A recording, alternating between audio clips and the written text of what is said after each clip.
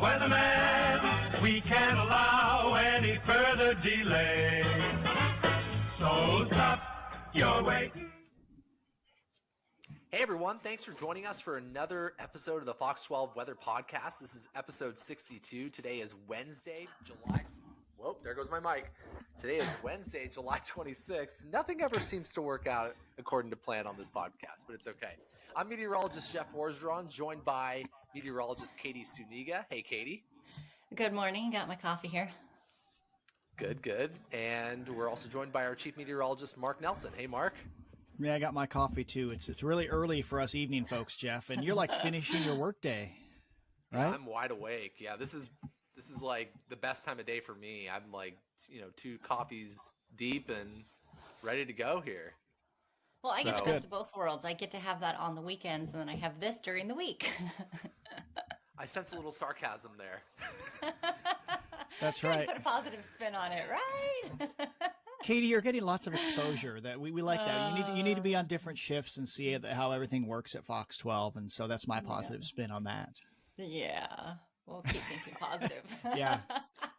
Katie, you were gone last week. It looks like from one of your social media posts, you were out at the Oregon coast. Is that right? Yeah, we decided to spend a week in Depot Bay. We've taken our kids to the coast for a couple of day trips and a couple of weekend trips, but we hadn't ever actually taken them there for a whole week and experienced, kind of everything that there is to offer.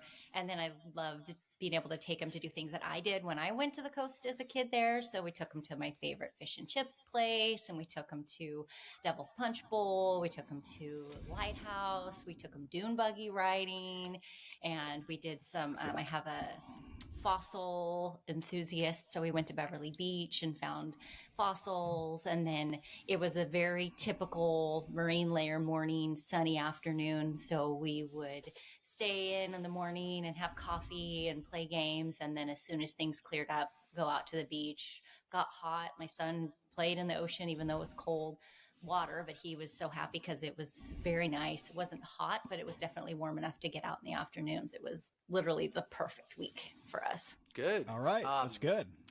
I was out at in Seaside a week or two ago and saw my first beached whale, and I felt like, okay, I'm officially an Oregonian now. It was an older one though. I called the Seaside Aquarium, and they were like, yeah, it's been out there for a month or two, and scavengers have been getting at it. So yeah, at this point it's like a carcass, but how exciting. Check that off the list. Let's put a positive spin on that. We were able to see tons of whales while we were out there. Probably the most I have ever seen while being at the Oregon coast. And it was every time we went out, we saw them somewhere, no matter where we were, up or down. And so my kids were super excited about that. But they were active and really close to the shore. Like really Very cool. Close. We've had a great stretch of weather along the coast, and last week was really warm inland. We had a couple of hot days, but man, this week, we started off Monday. We had that weak cold front slide through. There was measurable rain, in parts of Northwest Oregon and Southwest Washington. Mark, how much did you end up picking up at your house? So I live up in the foothills of the Cascades or Western Gorge, and I had, I think, 0.09 of an inch. But then right behind me, there's one of those new PGE fire weather stations, maybe about a mile or two southeast of me, and they had 1900. So yesterday morning was wet. I rode my bike, and it was still like, it feels like spring and kind of slow to break up. But so that kind of knocks down the fire danger a bit, at least for a few days, right? Yeah. Right. Yeah. I mean, unfortunately, it didn't actually end our dry streak in Portland. We ended up with a trace, which I think we've done twice now, and I think both happened on a Monday in July. So as of yesterday, our dry streak's at 36 days without measurable rain. Today we'll make it 37, and I see no end in sight to this dry streak. I was thinking the same thing, and then you look back at the records, you think, really dry in July, right? Well, I think if I have that graphic in my head correctly, we've had this will be our 10th July with just a trace of rain. And then there was that one in 1967 where there wasn't even a trace. So it's not unusual, actually. What is that? That's 1 out of 8 Julys will have no measurable rainfall. So it is our driest time of the year. So luckily, we can make that up, that average of a ½ inch in the month of July. We can make that up in half a day in October easily. So it doesn't really matter much other than it's pretty dry. I'm enjoying this drive for a little while, so don't remind me.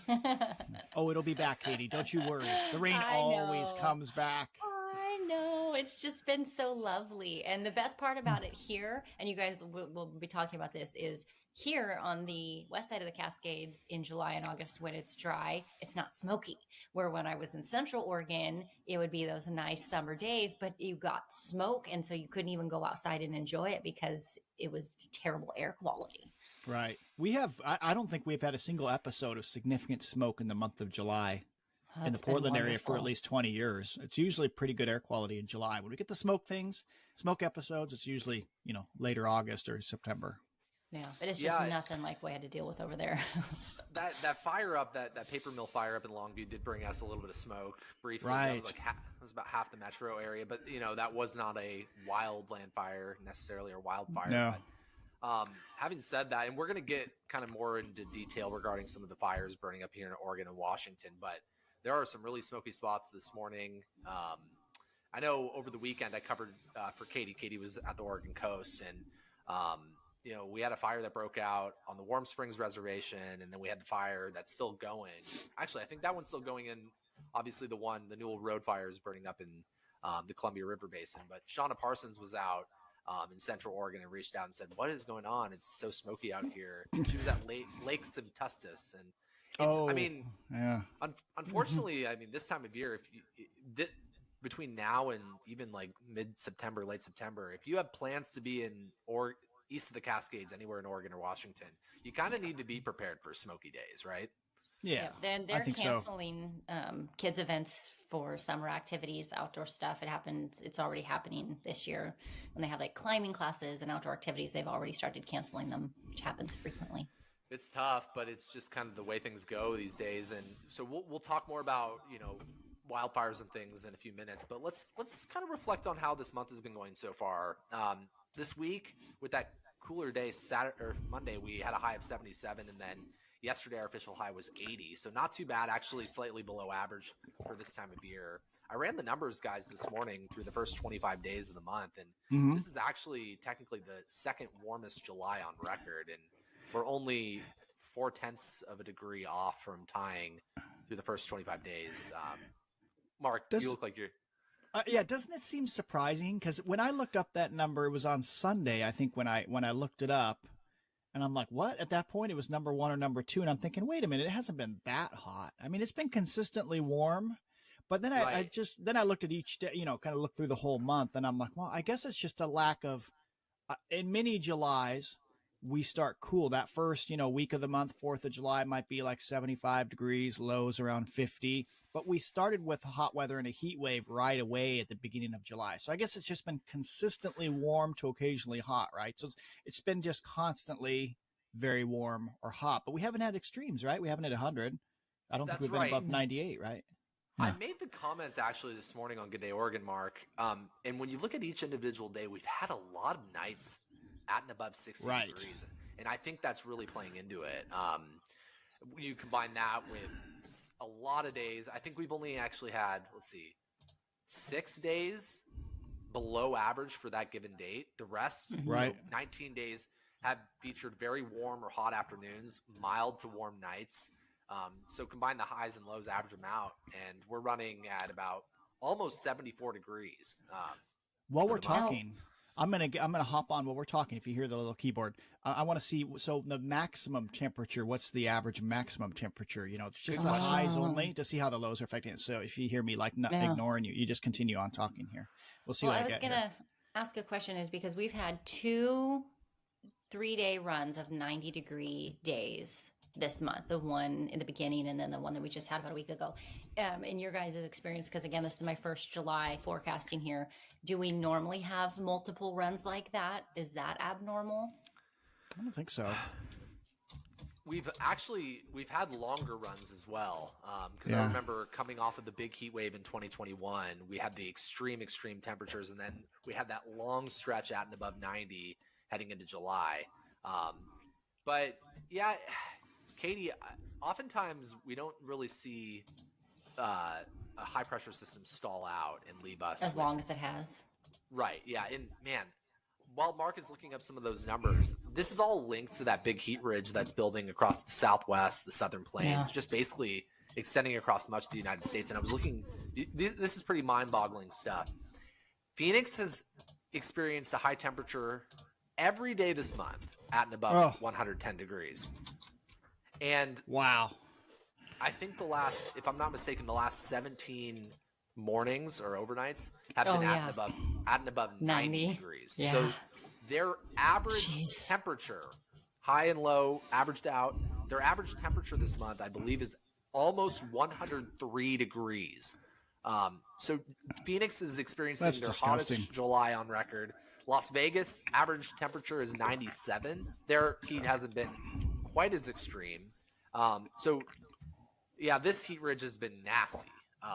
Then, I mean, if it moved just to the northwest, we would be right in it again. But we've kind of been right on the edge, which has been, a saving grace for us. Yeah. Yeah, I'm glad we're nowhere near that stuff. And I'm glad the big H hasn't come up over us. I keep saying that on air. Look, okay, the big area of high pressure, we're not getting a heat dome over us, which is great. Hey, okay, here are the numbers. So for July in Portland, if you just take the average high temperature, hottest ever was 2018. We averaged 87.5 for a high that month. We are number 4 at 86.5. So there are 3 other years. 1985 is kind of a bellwether one that was hotter, and so was 2015. But here's another way to look at it, because, we can slice and dice the data all we want, right? This one, 90-degree days, we're at number 14. Okay, so we had 7 90-degree days so far this month. We probably won't have any more. We've had 2018, we had 15 days. 2009, we had 14 days. 2022, last year, we had 12 days at or above 90. That's why last July would seem hotter. So maybe that explains it. We've had many more 90-degree days, but we've had consistently warm, like lots of 80s this year. Did you list off 2021 by chance? Was 2021 on that list? Not at all. Oh, huh. Oh, it's 22, number 22. We only had 6 days at or above 90. So it must have been like the end of that heat wave coming off of like the extreme heat late. That's right, because didn't it finish on the 29th or 30th of June? Isn't that when that heat wave was? The 30th? It was in June. I think it was 26th, 27th, and 28th was when we went 108, 112, 116, I believe, if I'm not mistaken. And then it kind of gradually started cooling down, but it was still very warm or hot for a long streak. So that's your July climate report right there. So it's been hot, consistently hot, but it may not seem as hot as it has been because we haven't had extreme heat. Is that a fair assessment? Yeah. Okay. Yeah. I like it. My happy place. So on that note, obviously we're teasing ahead to fire stuff because I think that's on a lot of people's minds right now. Let's talk about the forecast. So based off of some of the overnight models that I was looking at, and I know all of us are kind of weather nerds, so we've been looking at these models for several days, even if it was our weekend. That heat ridge is something that we're keeping an eye on because the closer it gets to us, the warmer our temperatures will be, and the farther away it is, then the cooler will be. And so we're kind of going to be in that Goldilocks zone. Cooler trough to the northwest, warmer ridge to the southeast. So really stable, steady pattern expected for the next 5 to 6 days. Mark's bringing up, I believe, an upper level. If I had to guess, either an upper level pattern or an ensemble. Yep, ensembles. Okay, it's the Euro ensemble. There you go. You can kind of see there's a little bit of a ramp up next week. It looks like the ridge edge is a little closer. Is that fair assessment there? Yeah. It's just the Euro ensemble. This is the 50 different members of the European ensemble from last night. And then let me pull up the other one. So that just shows the average of all the ensemble members. And this one, I know you can't see these very well. Uh-oh. For the people that are not watching, that are listening. Right. Mark is showing that the Portland metro area between today, which is Wednesday, the 26th, and about Monday or so, we should be between about 80 to 85 degrees, 80 to 84, we'll call it. Right. And then about Tuesday and Wednesday, things should start to ramp up in terms of the heat. Yeah, and just so in case you're wondering if not much. Yeah, it's just a little. It's only high 80s. That's the ensemble that's the ensemble average. So we'll see how it goes. Yeah. But I was going to say that. So you folks, most of us, and including me, I listen to the podcast. I generally don't watch it. We have it on Fridays. We always put this podcast. It's at 2 p.m. on our Fox 12 now channel. It's a digital channel. You can get it on our app or on the website. So it's always there. And also we have, you can find, when you look for our podcast online within the weather section at kptv.com, there's not only just the audio podcast, but there's the video version just below it. So if you're sitting at work, you could actually watch it, I suppose. And if you're a YouTuber, it's on YouTube as well. Yeah, true. So here's another chart. So this is all those ensemble members, and this will be hard to see, but I'll just explain what you're seeing. This just shows each day left to right, the maximum temperature, I guess, every 6 hours for that matter. But the big picture here is all 50 members. Each member is a horizontal line. The next 2 weeks, and what you notice if you just look, see the dark colors that kind of appear halfway through when you're going from left to right. Yes, that graphic is not popping up. So I know what I need to do. I really messed things up, didn't I? So you're not really seeing it. We're still getting used to this whole graphics thing in the podcast. So it's a nice addition, though. I like being able to have it visible totally. for us to talk about and see those data points. Yeah, I'm a weather geek, so.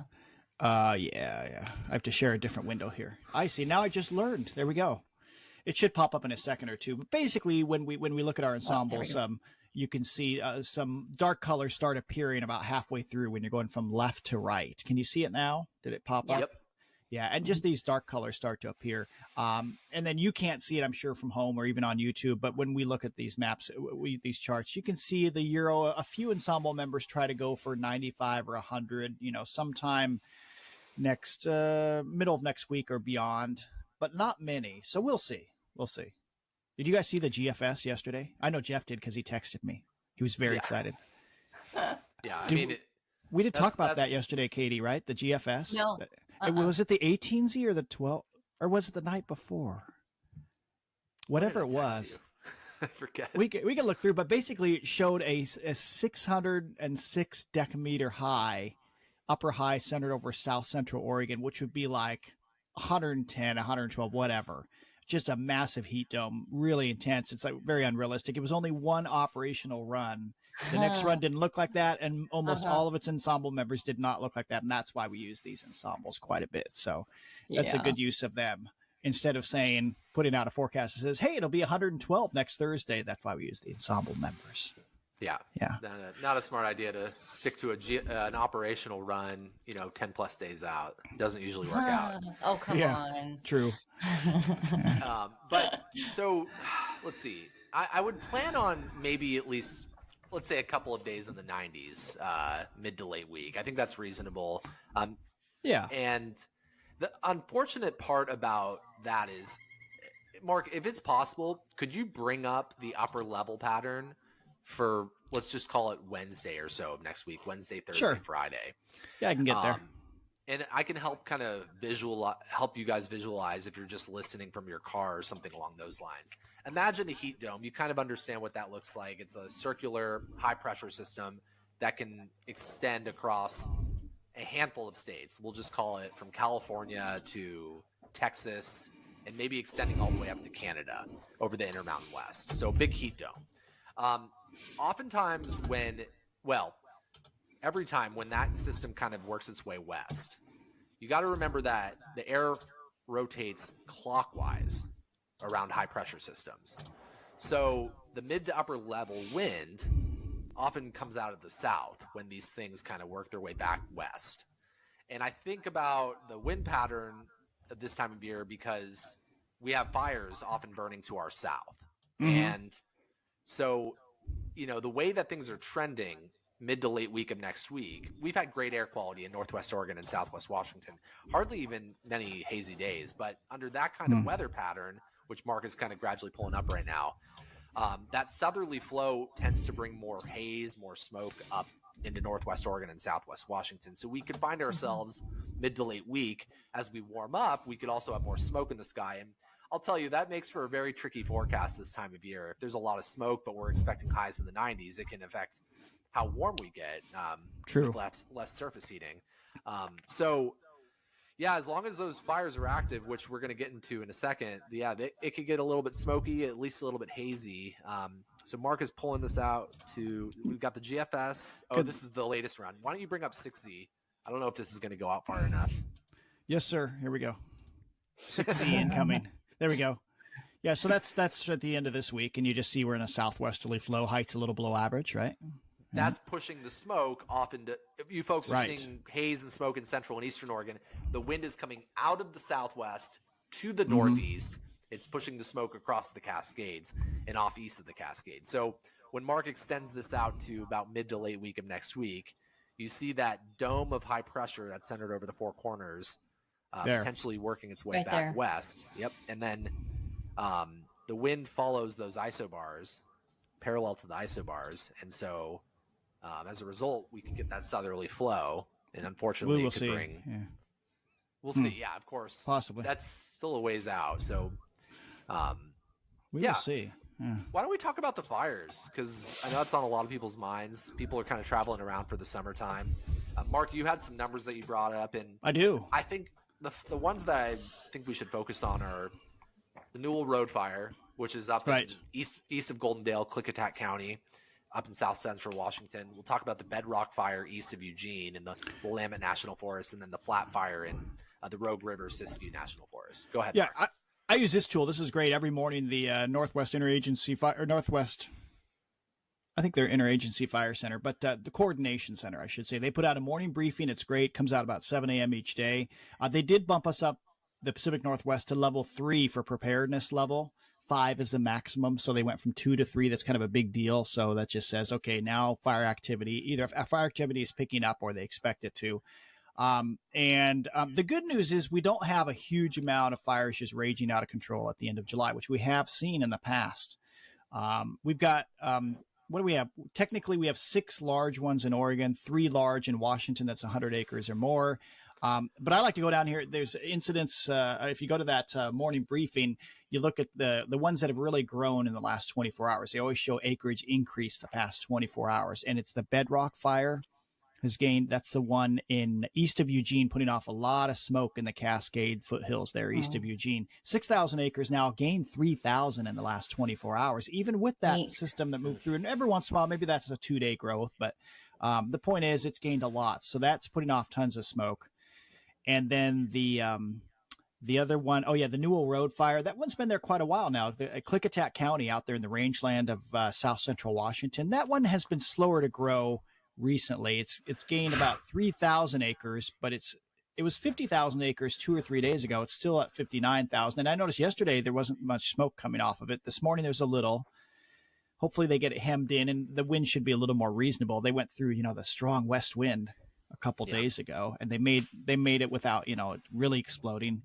And then, the Flat Fire, Southwest Oregon, that's kind of in mainly uninhabited areas, but 23,000 acres. So I guess if you take Oregon, the last 24 hours, we've gained about 8,000 acres. So that's a respectable amount of acreage, mostly out of those 3 fires. That's it. Well, and we got to remember that the third fire, I made the mistake over the weekend of saying, because it's so close to the border, that Newell Road Fire is actually in Washington as opposed to Oregon. Oh, I saw that. Boy, someone just ripped you a new one on, was it email or was it on Twitter?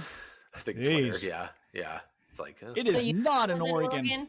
Oh, okay. I missed that. I knew it. It was just a quick mistake. It's okay. Well, wait, so- you caught me, Jeff. What did I do? Didn't I name the Newell Road Fire the Flat Fire and then tweet that out? Oh, attention to detail, folks. Attention to detail. Yeah. And I did it. Yeah. That Newell Road Fire, though, from the strong westerly winds, I think it went from like 6,000 acres Friday when it broke out. They recorded 6,000 acres burned Friday evening to like 20-something thousand acres Saturday. Right. It was just jumping like crazy. And those poor folks out near I-84 out in Klickitat County, they've had it rough. I mean, it's been threatening a lot of homes. I think it has actually burned a lot of properties. And as long as we have that westerly wind, it's a tough firefight. That's more of a vegetation grass fire. Rangeland. Yeah. Yeah. Boy, a lot of energy infrastructure there. You look, it's across the river from Arlington, and you see all the wind farms, and I guess there's solar farms too there, which I didn't know. Yeah. Yeah. Yeah, they listed that it was threatening solar, wind farms, a landfill, a gas pipeline. There's like a lot going on out there. So obviously we're watching that one, but that Bedrock Fire east of Eugene, north of Oak Ridge, has been putting out a ton of smoke. And Oak Ridge, man, was it just last year that Oak Ridge was dealing with all that smoke? They had like days and days and days worth of poor air quality. That Cedar Creek fire, remember that? They had an easterly wind and it came close to the city during an east wind event, maybe in August. Yeah, it came close to them. Katie, we like, we think about, August, September. That's when we tend to have, we don't necessarily see it often, but we have a higher likelihood of seeing that east wind pick up, potentially like a dry cold front coming into the interior Northwest. And it's worrisome to have fires in the Cascades heading into that part of the season, because that's when it can start to work its way west. We think back to, the big firestorms in 2020. That's kind of hopefully we don't have anything like that happen. Man, that was like a freakish wind around Labor Day. That was awful. That's going to be producing probably quite a bit of smoke, that bedrock fire, as long as it's going. So that could, drain into the Cascade foothills and down into Central Oregon. That's our favorable wind pattern. The flat fire has been burning for a couple weeks now, at least, down in extreme Southwest Oregon. And I think about anybody that's traveling to and from California. They could be impacted by the smoke if that's an active fire. But Mark, that hasn't grown a ton over the past couple of days. Am I correct? Okay. Yeah, it's just kind of puttering along. Well, I shouldn't say puttering along, but that one, 500 acres. But, that's in an area that's had so many fires in the past, the Siskiyous, huge fires. And so we'll see what that does. I think it's also bumping up against other fire scars, which tends to slow it down. If you got fresh green trees, it's a bit different. Right. Yeah.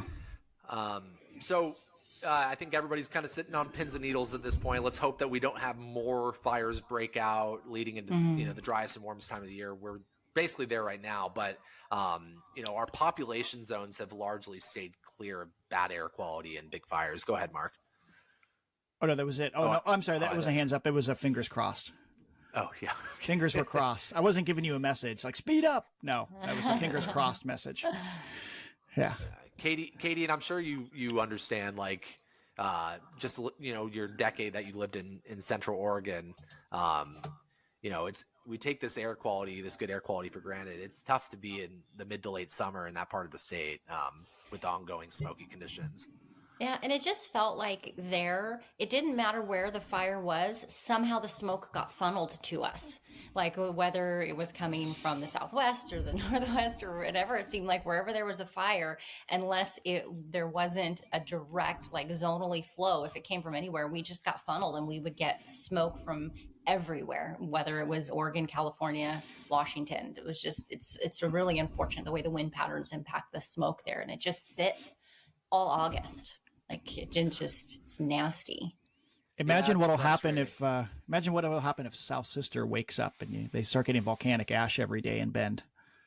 Is that too? Is that too dark? Once a year, we get a dark volcanic joke from Mark, and it will stir up some. Someday, I'm sure some people will reach out. It's gonna happen. Yeah. Mark, his dark secret is he really wants to see a volcanic eruption around here somewhere. I'm not going to say where, but I'm big into volcanoes. I like volcanoes. So yeah. I have one that's right there with you. Mark asks me all the time, "Isn't it active? Isn't it active? When is it going to go, Mom?" That's funny. I tried to remind him it's not always a good thing. Yeah. So, Katie, you had a great suggestion a few weeks ago to start a weather term of the week, and we started that last week, in fact. Oh, yay. Oh, I missed it. What was the term? Last week was inversion, Camilla's favorite. That one. This week, we have a new term. This week's term is wind shear.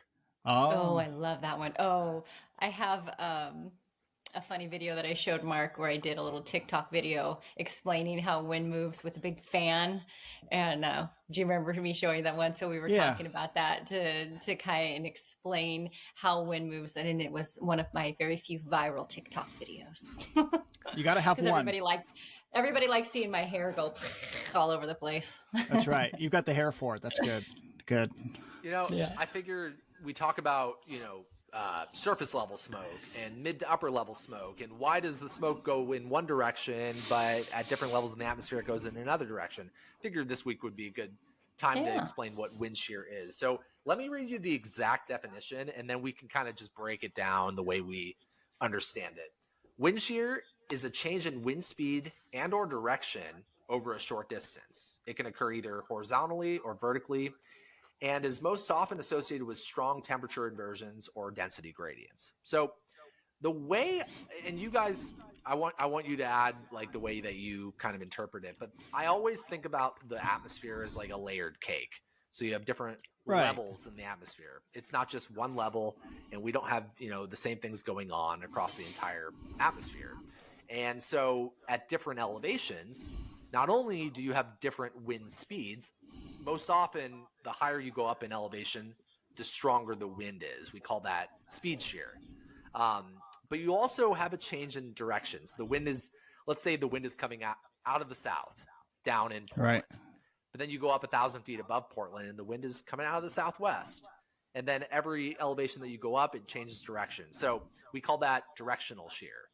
And it's important to understand wind for various reasons. For, let's say, for pilots, for flying, or if you're forecasting for thunderstorms, certain wind profiles can be more favorable for a supercell thunderstorm to form as opposed to just a single cell thunderstorm. So do you guys have anything to add regarding wind shear? I do. Katie, do you have something or no? Because I got a few first. thoughts. Oh, I was going to say, we in our area, I think of wind shear one way is in the wintertime, which we regularly have a wind shear at PDX where we have, let's say, a southerly flow or southwesterly flow overhead because, weather systems are coming in from off the Pacific. And yet we'll have an easterly wind blowing out of the gorge in the lowest like 1,000 or 2,000 feet. So pilots would be coming down westerly, southwesterly, and all of a sudden the wind would switch down in those lowest 2,000 feet. That's one example. Also, we talked that'd be a directional shear, right? But we have there's sometimes a speed shear when we kind of spring, fall can happen in the winter too, where like you said, it's a little faster overhead, and National Weather Service meteorologists have thought that one reason it's possible Clark County, we see more tornadoes there, it seems like, than other places, that speed shear wind comes over the top of the West Hills, the Tualatin Mountains, there's kind of that ridge. And when it descends down into the flatlands along the Columbia River and then into Clark County, that it may produce kind of rolls. It's faster up above, slower below, maybe produces these rolls that get lifted up into a thunderstorm or a heavy shower. And that way you get a little extra spin maybe. So they think that could be a speed shear sort of situation. So that would be just two examples right there that I could think of. That's fun. The only thing I was going to think of is if people want a visual idea of what this would look like, is we'll often post those time-lapse videos either at the coast or across Mount Hood, and we'll see, clouds going, if I remember right, like we'll see some clouds going, to the east, and then you look just above the mountain and they're coming out of the northwest, and you can visually see them passing in different directions. That's great. Yes. Really see that too at the coast. And so anytime we capture one of those, I like to show people this is why we pay attention to not only the surface, but we show you those upper level maps, because this is a very clear visualization of how the wind can go this way, that way, in different directions at different levels. And I bet we get more directional shear over land because as we see, like when air comes in off the ocean in the winter, if it's at the coastline, it's a westerly breeze or southwesterly. By the time that air is kind of forced up kind of through terrain north and south, like along the I-5 corridor, it might be, most of the time it's a southerly wind here in the valleys. And yet you get more of a southwest or westerly wind at the coastline. So you would, at the coastline, it might be mainly uniformly southwest all the way up through the atmosphere, but yet in the valleys, it'd be southerly down below, but more westerly above. That happens quite a bit. I mean, it doesn't affect for regular people like you folks watching, and even for us, it doesn't affect us much, except in certain situations. So we would rarely talk about that on TV. We only say wind shear if, we get a tornado, for example. And I'll add one more thing before we wrap this up. One of the main reasons why the wind speed is most often weaker at the surface, down in the lowest parts of the atmosphere, is because the air is interacting with land, and the surface friction tends to slow down the air. Right. And the air can be a little bit more chaotic, especially on a warm, sunny day. If you think about a hot air balloon, when you warm up the hot air balloon, it rises. The air is creating thermals, these like invisible little circulations. We call them eddies. if you think about when you take off on a warm sunny day on an airplane, it's really bumpy, it's turbulent. That's because you're kind of riding over those thermals. You have a lot of interaction at the surface, surface friction, and so it can be chaotic, and it also can be much slower than the wind above, which decouples from the atmosphere, the lowest parts of the atmosphere. And jets love to ride on that jet stream because they can really, reduce their amount of airtime, and also it's more efficient. So anywho, so that is wind shear. Yeah. Hopefully you all took something from that. And now when you watch a time lapse that Katie shows you Saturday morning, you'll understand why the clouds are moving one direction and another. She'll have a great time lapse, I'm sure. Ready to go. I'll be watching from it. We just need the clouds. Small to do it. detail. Yeah, that would help. So that about wraps up our podcast here, episode 62. We're going to be back next week with more. Hopefully we're not covering too extreme of heat, but I would anticipate a warm up around Tuesday, Wednesday, Thursday. And we have plenty of newscasts, so make sure you tune in for that. We'll be airing this podcast Friday at 2 o'clock, Fox 12 Now. It will also be live on all the podcast platforms shortly, probably by this evening. So we appreciate you always tuning into the Fox 12 Weather Podcast, and we'll be chatting with you next week. Until then, have a great one.